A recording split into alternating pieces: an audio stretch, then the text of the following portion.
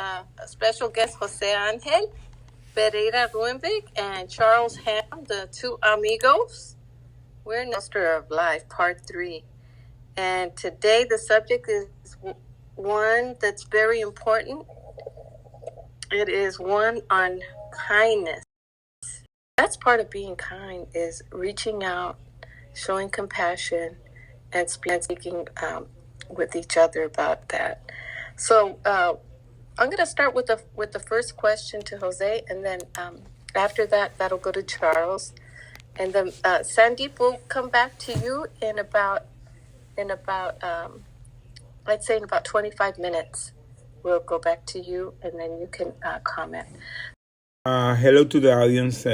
They're here. I see some faces that I recognize. I see some faces that maybe for me are new. So my name is Jose Pereira.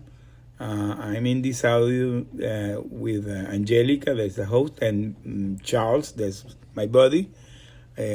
We did a great connection here in LinkedIn, and today we are always sharing. We literally every week are sharing thoughts, and we really were thinking that this was a great topic to talk about. So a little bit about my story, so the people that maybe that doesn't know my case.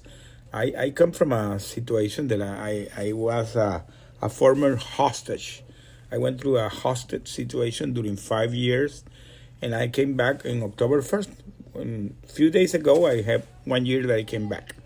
So when I came back, I at the beginning, of course, was in the process of healing, and well, I discovered that because I got connected to what today we call the hostage community, we found that we really were supporting others, that we were giving a lot of hope and faith to the people of that community, and really that touched my heart, because I begin to see faces of families that is something that really was a kind of game changer in my life. Charles, when I met him, I'm located here in Houston, so we today we have 2 sanctuaries for the hostage community here in the U.S. I invite the people to please, when they have time, go and Google them. One is in Georgetown in Washington, D.C. We have a mural there with 19 faces. I'm honored that my face is there, and we are 19 people there. From that mural, 19 faces that we were hosted, at least maybe the 70% of the people are returned back to freedom. I'm honored to be there because I had the opportunity after that to be inaugurating, unveiling a new mural that we did here in Houston on July 4th. And Charles went with me. Charles knew a lot of these people, and he understood what was my feeling being connected to this community. So I decided to convert this in something really meaningful, and I created a coaching program. I created a coaching program to talk about adversity, and I become an adversity and resilient coach. Today I'm a resilient and adversity coach, and I begin to speak about it because I decided to convert this speech to inspire others. Any adversity in life, you can overcome it and build up resilience. I have a speech about that. And even not only that, I decided to write my book, that today I'm in the marketing of the pre-orders of my book, and that I'm in that process of promoting my book through pre-order. So I really, in short time, have been doing really a lot, because I'm talking about. Sorry. That's great, Jose. Well, Angelica, before I start, because I want to set this tone, why I'm doing this, because today I feel that this is the way I can give to others, all because having coming me back is really a miracle. Today I still think about it. It's a miracle. So that's the way I turn out to help others and share with others. And part of this audio event is that. Share my thoughts, share my experience, share things that went through my life, and share and exchange with Charles that we have been really connected, sharing things together. And not only stop there, because really, I'm really open today to help people. Today, I have a wonderful connection with a lot of people here in LinkedIn, and we have become friends, like Angelica. And most of the people that I see in the States is like that. So that's my reason that moved me to do this. So the topic that today we're going to talk is kindness. Why we decided to talk about kindness? Because this is something that really the world needs always, but today it needs much more. With all the crazy things that are going in the world, the kindness is something that's really necessary. If you go to my profile, I posted today's Thursday of TBT. I'm posting every Thursday something related to my personal life, and I was telling there that my personal life, got connected to the story of Israel, because my second son, was born on January 17, 1991, the day that began the Desert Storm, the day that was bombarded Israel, and because of that, his second name is Israel. So I decided to put the name of my son Israel because of that. So I got connected to that in a way. So when I saw what's going on today, boom, it resonated to me, because that is the story of my life.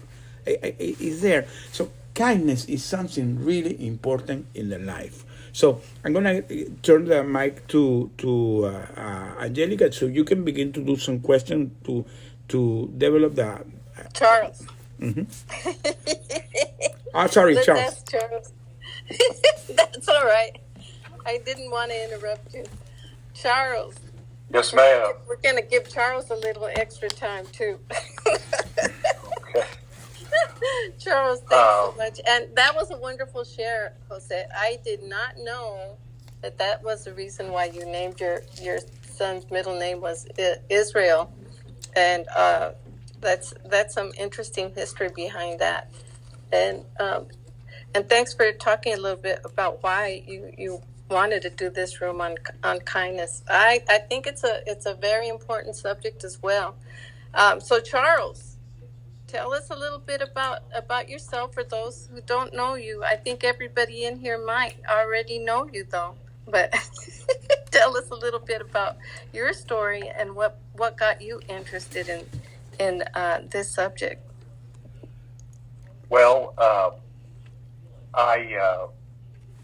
to keep it short, I retired when I was 64 years old, and after working, my whole life in different businesses that I started, and I started looking back over my life and all of the things that I'd done, and also things that I wish I'd done, and just generally saw the whole picture behind me.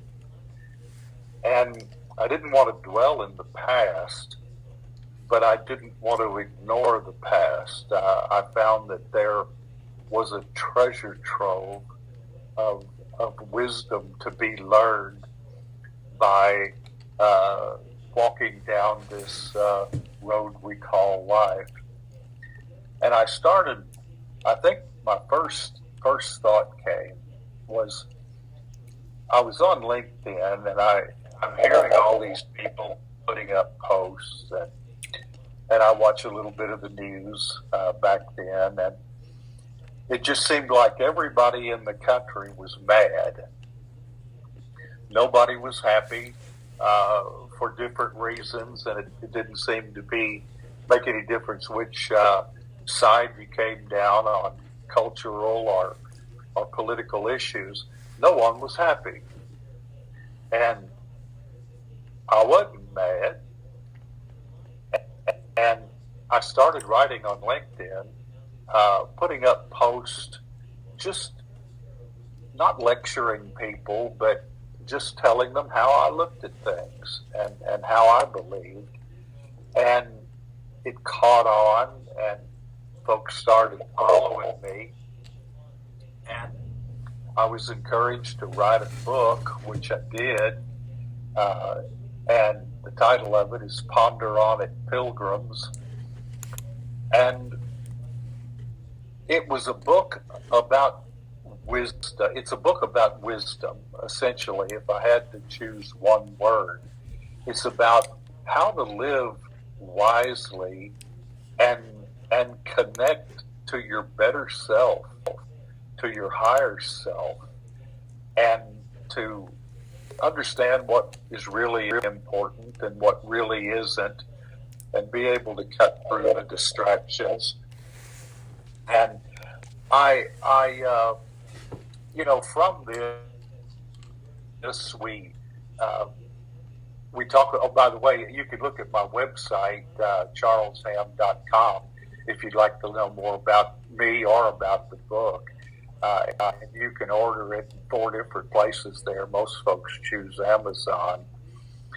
But I've got a radio show now, a TV show, and opportunities have afforded me to talk about the things that I essentially have been talking about for some time now. When it comes to kindness, it raises an interesting, in my mind, is my mind is working through the subject when it was presented and we thought about it. There is a sense, I believe, that's built into the DNA of human beings that makes us realize that there's something that's just not quite right about us. We're not the way we ought to be. I think there is a sense of that is just a part of our nature. And in studying ancient history, comparative religions, and the sages of old, one of the things that all people had a tradition of was that there was at a time in our past history when things were different. The Egyptians called it Septepi, and it was that meant the first time. The Greeks and the Romans talked about a golden age. In the Bible, it talks about a Garden of Eden, a garden. And in Daniel picks up on the Greek tradition, and he talks about the 4 ages. But the first one was the Golden Age. And it was a time all of these people believed was when everything was perfect. Man had 100% use of his brain capacity, and God, or as others would say in their traditions, men lived with the gods and walked with the gods. And we all are familiar with the Genesis version of the Garden of Eden, which essentially is saying the same thing. And then something happened, and all of them agree that something happened, and things changed. And what at one time was normal became abnormal. There was no competing forces that were direct opposites of the other. Everything was just the way things were. But all of a sudden, that all changed, and every concept that we have has a direct opposite.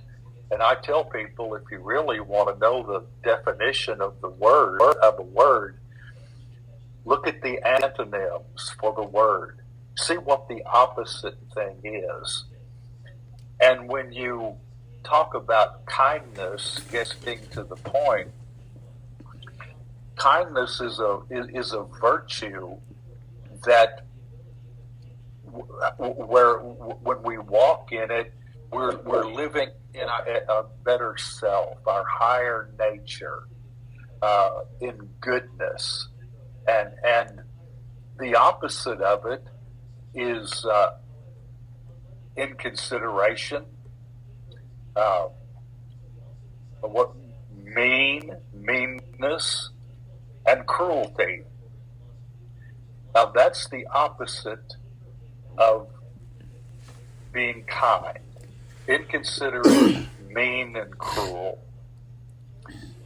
And the interesting thing is that one actually complements the other and gives meaning to the other, so that we can understand it. And kindness is a part of all of us, and yet we need to cultivate our higher nature in many different ways, and try to just be good people as best as we possibly can, and be the way that we were intended to be, and being helpful to others. The history of the world is not about kind people. It's about the kinds of things that we're seeing going on today. It's war and chaos and intrigue and betrayal and deception on the part of the people who rose to prominence at a given time, and that the history books chose to cover. But the great minds and great thinkers of all the ages, even back in the remote past, realized that there was a better way, and they were pretty much on the outside looking in and talking to people and trying to teach people that life can be better than what we observe around us, and to do random acts of kindness. That was one of the foremost subjects of these people. Everybody taught to be nice. It's interesting that you find some of the very same language. What we call the golden rule from the Bible is do unto others as you would have others do unto you. Confucius said exactly the same thing, and this was the principle that was the bedrock of his philosophy. And he said, don't do to others what you wouldn't want them to do to you. He said it, he just said it differently, but it's exactly the same thing. And I think that we need to know ourselves. We need to love ourselves and be understanding of ourselves, and then spread that around to other people, and love people. Don't condemn them or judge them for their differences. I disagree with people about things, and they disagree with me. They have differences of opinion, but it doesn't matter. We don't all think the same way, and we don't all feel the same way. And it doesn't mean that someone that disagrees with you is a bad person. They just look at things a little differently than you do. And so kindness is a part of a level that manifests itself on a level of living closer to a time when we were what we were intended to be. And it's easier, unfortunately, it seems, to give in to our baser, lesser man or woman, because it's an easier way, and yet it's unfulfilling and shallow and empty. And when we just want to, help people that need help, however way that we can, say nice things to them instead of ugly things. That's another comparison right there. That's true. Just be a good person and let others see that in you, and let it speak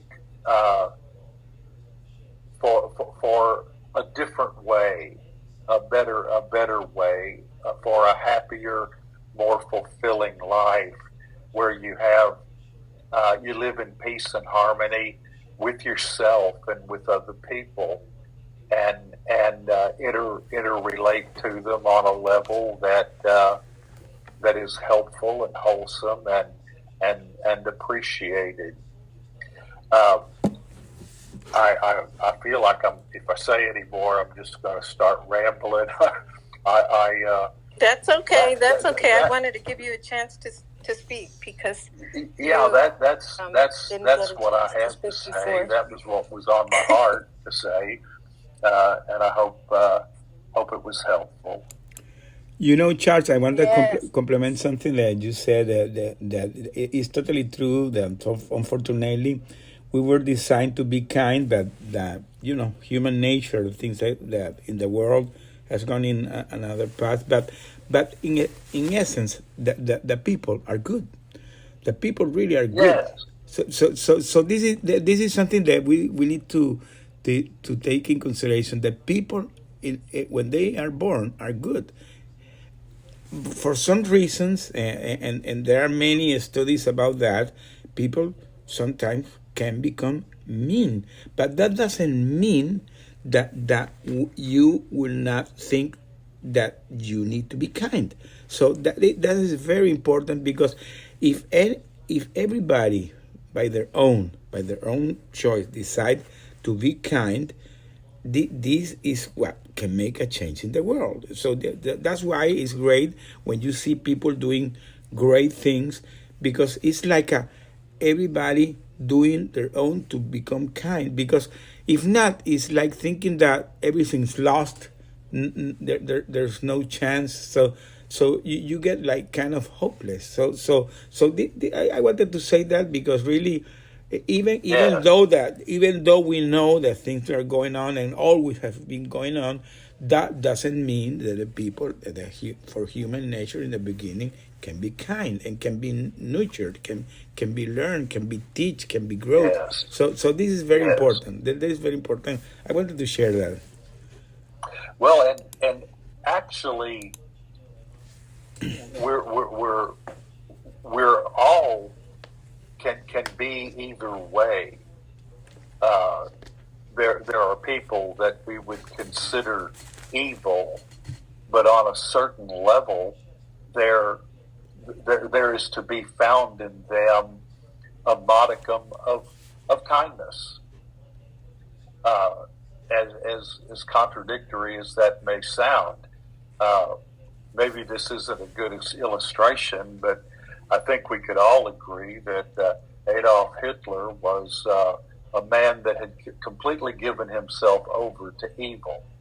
I mean, when you really study what happened in Europe during that time, it is unimaginable what happened there. But he was kind and gentle with his dog Blondie. There was something in it, and we have to realize that we have to focus on our higher self, our more noble self, and not allow ourselves to gravitate toward foolishness and even evil. The potential for either is in all of us, and we need to make a choice. And I feel that the concept of wisdom is what made sense out of it to me. I'll go ahead and say it. I believe that wisdom is a connection with the universal spirit, or we might say the Holy Spirit, the Spirit of God. When you start thinking in terms of wanting to do the wise thing, a very interesting thing starts happening in your mind. You may get the answer, but you don't like it, and but yet you have to work through that and be brutally honest with yourself. And if you really are serious about it, you'll come up with the best answers. And let me tell you something else, Charles, that not only the wisdom, because being kind is something that when you connect, and I agree with you, it's part of the wisdom, but being kind has something that is so fulfilling. I was talking this morning with my wife about this, and she was telling me, because she, during the Hurricane Harvey here in Houston, I was in my hostage situation, so I was not aware about that. But she told me that she donated a lot of things that we were not using, and she told me, I feel so good doing that. So she was telling me that when you are kind, when you really decide to get kind, that also gives you an immense pleasure. So it's something and let me tell you, it's a win-win situation to everybody, because if you're being kind to the other also is gonna be really pleased. So there's gonna be a gratitude connection. So it's a best situation to be. So that's why being kind is so important. No, like the Britney Spears song, is this thing on? I love rock and roll. Anyway, so good morning to everyone on Europe, because I'm in the UK time now. It's 1:32 a.m. I should be sleeping, but I'm not. But, wow, thank you. Angelica's back. Great. So, hola to Jose. And, back. Oh, you're back. Welcome back, ma'am. So, greetings from Wokingham, England. Can you hear me? Sorry, Sandy. Yeah, I can hear. Go ahead. Yeah, I can hear you absolutely fine. So, as I was just saying, welcome to, well, you're the host, Eddie. So, basically, greetings from Wokingham, which is like Berkshire, which is Southeast England in the United Kingdom, and it's a real honor to be on stage. And I was just listening to both Jose and Charles, and just want to say a big up to everybody on East Coast, West Coast, and obviously Southeast Asia, because obviously morning for them, it's nighttime for me, but obviously it's evening, afternoon for people on the West Coast, and evening on the East Coast. My take on kindness is that kindness doesn't cost a thing, number one. Number two, I really resonate with what Charles said, because my motto in life is pretty much what the Bible says, is do unto others as you would have them do unto you. So I follow that to the T. And I think a brilliant book, I don't know if you've come across, I'm sure you have, but it's a book called Man's Search for Meaning by the Austrian psychiatrist Viktor Frankl, which was published in 1946 in Austria, but 1949 in the US. Sandeep, please let me interrupt you. This is my book. Go and see my profile. This is my book. Oh, did you read the book, Viktor Frankl? Is that you? No. That book made me survive. We will have to talk. My bad. I didn't mean to be funny about it. No. I will tell you later my story, how I survived because of that book.